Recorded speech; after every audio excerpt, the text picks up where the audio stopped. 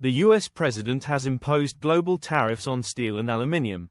Britain is going to reserve our right to retaliate to global tariffs imposed by the US, a Labour minister said.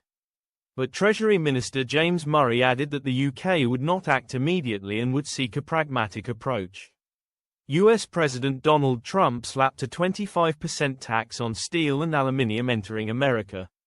Mr. Murray said, "We're not going to retaliate immediately." He said the tariffs were disappointing, but we want to take a pragmatic approach, and we're already negotiating rapidly toward an economic agreement with the US, with the potential to eliminate additional tariffs.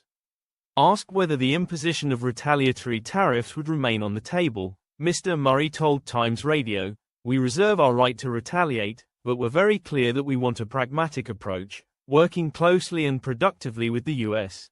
UK industries are braced for the impact of the tariffs, which came into effect at midnight in the US, around 4. The EU has already announced it will introduce countermeasures on American goods. The issue was discussed in a call between Sir Keir Starmer and Mr. Trump on Monday, and ministers and officials have been in frequent talks with their US counterparts since the measures were first proposed in February. The government estimates around 5% of UK steel exports and 6% of aluminium exports by volume go to the US, although the aluminium industry body said the US market accounted for 10% of exports, valued at £225 million. Mr. Trump has previously threatened to impose tariffs on other countries and then relented, but he remains wedded to the overall idea of making the US richer through taxing imports.